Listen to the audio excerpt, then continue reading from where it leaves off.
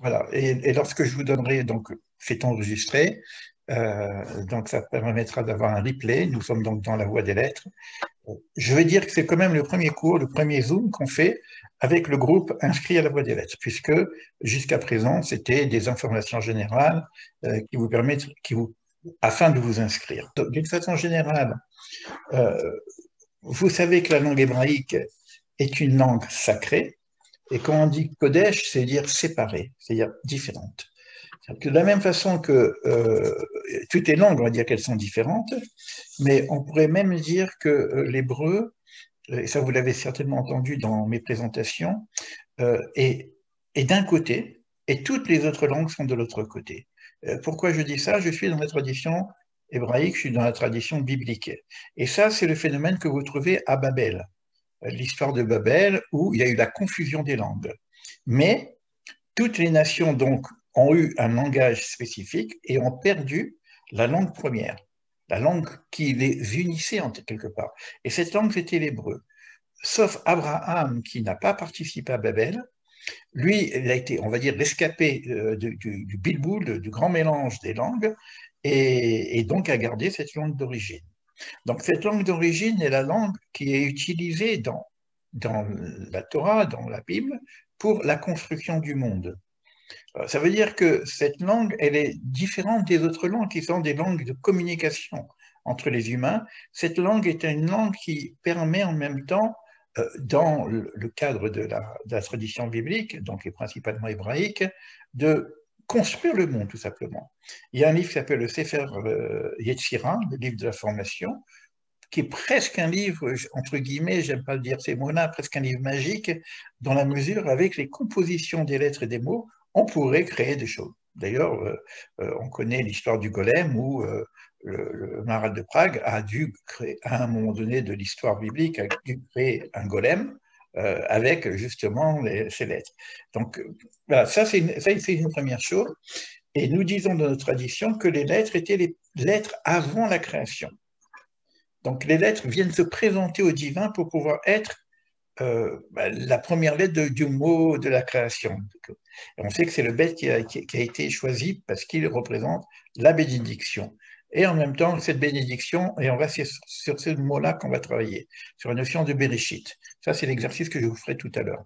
Alors maintenant, il y a énormément de choses d'écrits sur la langue hébraïque.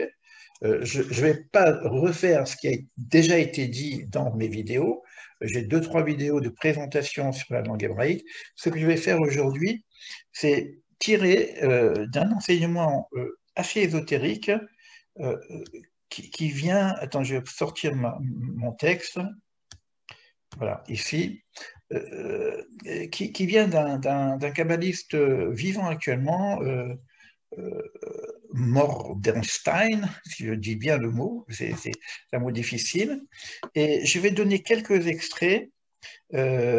Morgenstein, c'est le Rav Morgenstein qui a fait une compilation de tout ce qui existe un petit peu sur les lettres, et je vais vous donner quelques petits flashs comme ça, juste pour nous mettre un petit peu, comment dire, dans l'ambiance de quoi nous parlons. Alors, d'une façon générale, les lettres sont présentées comme des kélim. Les kélim, c'est des récipients, c'est-à-dire des structures qui vont véhiculer la lumière. Après le tzimtzum, le tzimtzum, c'est la première action divine. C'est pas le retrait, mais bon, on exprime ça comme ça. C'est des termes que vous devriez connaître pour ceux qui ont un petit peu étudié mes cours, tout simplement, parce que je parle beaucoup de Tzimtzum. On appelle ça le retrait divin. Il y a un espace qui a été créé pour qu'il y ait un espace possible à la création.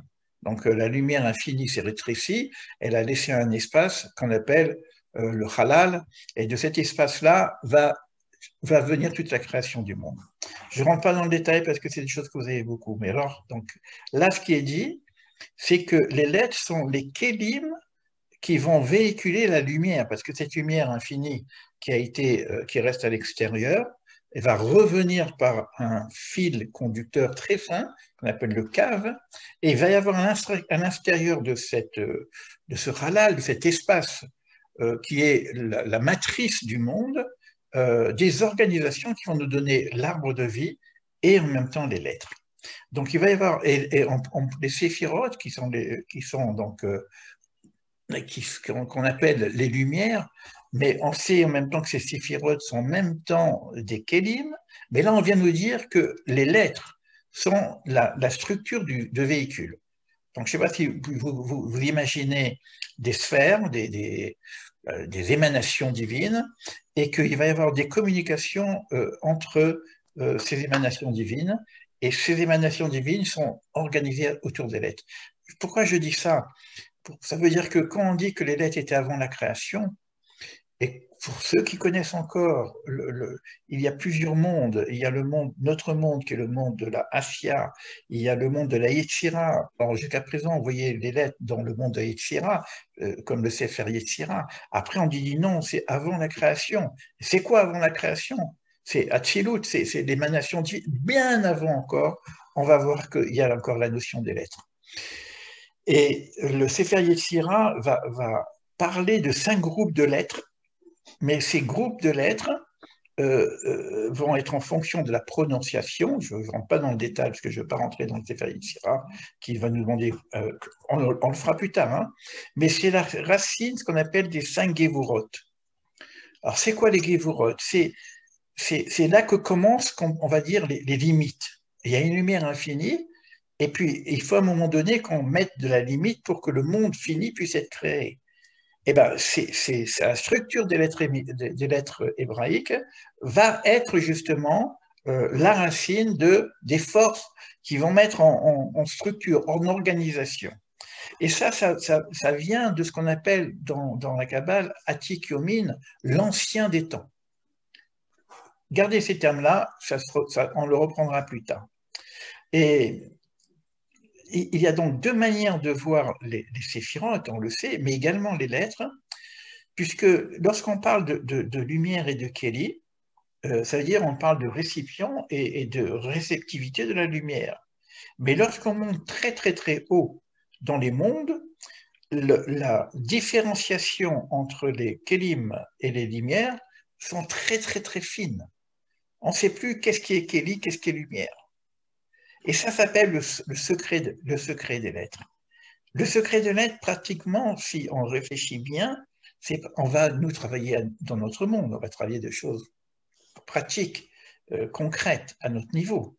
Mais sachez que ce secret de lettres nous amène à un niveau qu'on appelle pratiquement Ein Sof, hein, puisqu'on parle de Atik Yomin, hein, l'ancien des temps, c'est presque une présentation du monde futur, nous dit le Rav Morgenstein.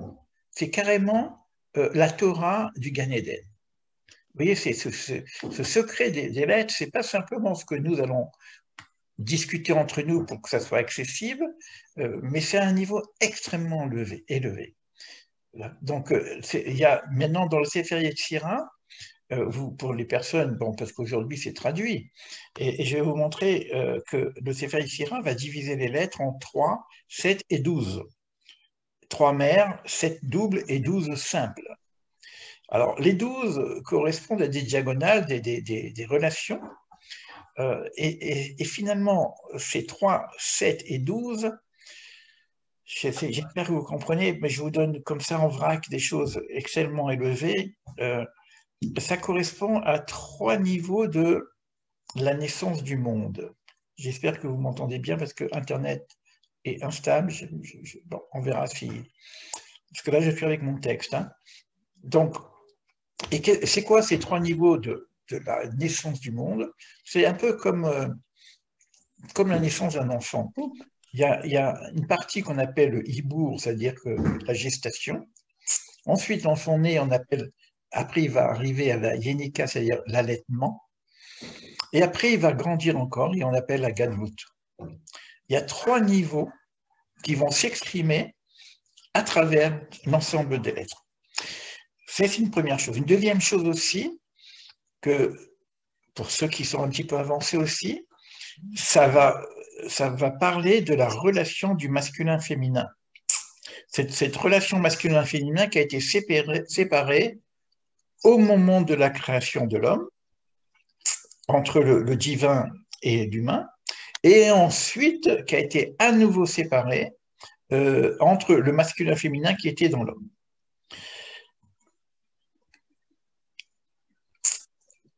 Ce que nous dit le Rav ici, c'est que sans les kélim, sans les récipients, sans les pierres, parce qu'on parlera de pierres plus tard avec ces lettres, la lumière de la sagesse, la lumière divine ne peut pas tenir.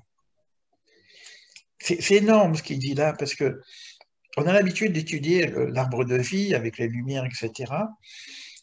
Mais on ne peut pas rentrer vraiment dans l'intériorité, dans la partie plutôt initiatique de l'arbre de vie, si on n'y ajoute pas ces lettres. Alors, comment ça fonctionne?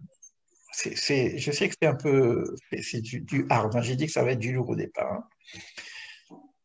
La lumière, on parle de la lumière qui vient de la sagesse divine, c'est-à-dire des moukhin, des chorma, la sagesse, et plus haut encore, ce que j'ai dit, le keter, la couronne, etc. Ça, c'est la partie masculine, et c'est une partie qui est extrêmement lumineuse, et que c'est présenté un petit peu comme, si on parlait d'un corps humain, comme l'ossature. C'est comme des os, mais des os sans la chair. Et ça ramène aussi la Guémara qui dit que dans la construction d'un enfant, le père, puisque Chorma c'est le père, fabrique les os, et la mère va fabriquer la structure, toute la structure extérieure, qu'on dirait la chair, si vous voulez. Alors quand vous regardez l'arbre de vie, on pourrait dire que l'arbre de vie serait simplement un cave, une ligne droite. S'il n'y avait pas, justement, la structure qui va venir remplir l'espace du monde, quelque part. Alors, ça correspond aux 12 lettres simples. Parce que le volume, c'est un peu comme les 12 arêtes d'un cube, c'est du côté de la Bina. Je vous ai dit qu'on parlait un petit peu de Séphiroth, hein, mais il y a des personnes qui connaissent et qui savent de quoi je parle ici. Hein, puisque Chorma, c'est la partie masculine, le père, Abba, et Bina, c'est la partie féminine, Ima. Donc, il va y avoir dans les lettres déjà des éléments masculins, féminins, qui vont construire l'être humain quelque part, mais donc Adam Kadmon, le principe de l'homme. Et comme il y a eu des chutes au niveau de la création, avec la faute d'Adam Arishon, etc., tout le travail que nous avons à faire, ce qu'on appelle les tikkunim, c'est la restructuration de ce qui a été séparé. Donc principalement du masculin-féminin, principalement de Bina et de Chorma. Et ça veut dire en même temps que si je reviens à notre monde, à nous, ça commence, pour les personnes qui ont entendu ces termes-là, ça correspond à ce qu'on appelle le bitul yesh. Pourquoi le yesh? Parce que le yesh, c'est la structure, c'est mon existence. Et le bitul yesh, c'est un peu différent de ce qu'on appelle au niveau de l'éveil l'extinction du moi, la réduction du moi. C'est comme si c'est mon corps qui disparaît quelque part. C'est une réduction de la structure corporelle qu'on appelle l'yesh. Alors, ce travail peut se faire et là, on ne comprend plus rien parce que, et même le Rav, il dit, bon, on développera ça un peu plus tard. Comme la structure à notre niveau se fait aussi par la nourriture, vous avez toutes les formes de nourriture qui vont venir, mais également la nourriture physique. Donc, il y a des personnes qui vont faire un travail au niveau du bitul hayesh avec un travail sur la nourriture. Donc, c'est énorme ce que je vous dis là. C'est en rapport avec tout ce qui s'est passé en Égypte. J'en dis pas plus pour l'instant. Je regarde un petit peu si c'est que je n'aille pas trop loin. Alors, pourquoi j'ai dit que c'est ce qui est en rapport avec ce qui s'est passé en Égypte? Parce qu'en Égypte, vous allez avoir les 3 niveaux dont j'ai parlé tout à l'heure. c'est-à-dire l'embryon, ensuite l'allaitement, et ensuite l'enfant qui a grandi. Et c'est en rapport avec les trois niveaux, pour ceux qui ont suivi le travail qu'on a fait sur les séphirotes avec l'Homère. Il y a d'abord Pessah, on est en Égypte, on est comme dans un embryon, on est un embryon de l'Égypte, et l'Égypte va représenter la structure.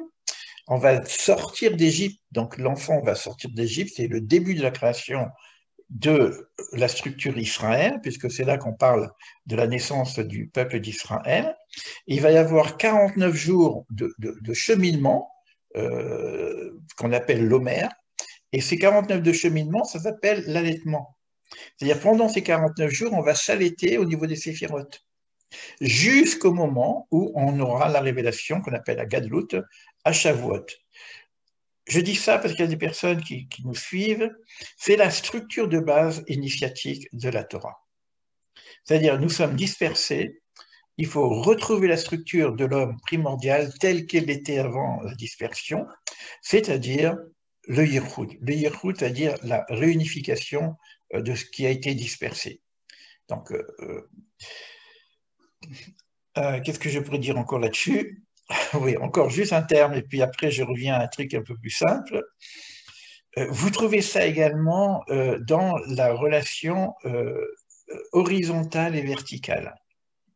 Parce qu'on a parlé du cercle et de la droite, mais là, horizontale et verticale. Et je vous ramène simplement un petit verset pour vous montrer que tout est lié, mais tout est caché. On ne voit pas ça dans le texte lui-même. Quand vous voyez, par exemple, Jacob, à un moment donné, Jacob, il est allongé. Donc, il est dans la structure horizontale. Ça, c'est le Yibour. Il est allongé. Mais il est allongé sur 12 pierres. Donc, ces 12 pierres, vous savez que les pierres, c'est des lettres, correspondent aux 12 pierres dont on a parlé tout à l'heure, les 12 canaux, même la sortie d'Égypte va se répartir en 12 tribus, etc. Donc, ces 12 pierres sont en rapport avec les 12 lettres simples. Et ces 12 pierres vont se rassembler en une. C'est ce que dit le texte. On ne sait pas ce que ça veut dire, 12 pierres qui se rassemblent en une. Ça veut dire qu'il y a déjà un premier rassemblement qui se fait ici avec Jacob. Et juste après, qu'est-ce qui va se passer? Jacob, il va rêver, soi-disant. On va dire qu'il ne va pas vraiment, il va avoir une échelle. Et cette échelle, elle est en verticalité. Donc, il va commencer à monter les échelons. Et les échelons, c'est les 7 lettres doubles. Ça veut dire que c'est les 7 séphirotes inférieures.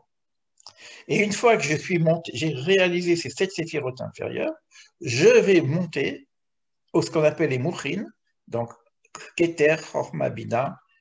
Tout ça, c'est décrit dans certains livres kabbalistiques. Je voulais simplement vous montrer là que si on va très loin avec les lettres, c'est vraiment du lourd. Non seulement c'est du lourd, mais c'est la structure initiatique de toute la Torah, puisqu'elle nous amène jusqu'à ce qu'on appelle le Gan Eden, c'est-à-dire là où il n'y a pas eu la faute d'Adam Arishon. Voilà pour dire un peu plus que ce que nous avons vu au niveau des généralités sur les lettres. Donc, j'espère que je vous ai un peu perdu, c'est pas grave. Alors maintenant, est-ce que vous pouvez ouvrir les écrans? Moi, je voudrais maintenant, vous avez écouté des textes et des vidéos sur la fonction des lettres, sans parler des lettres individuellement. Est-ce que vous avez des questions sur la structure des lettres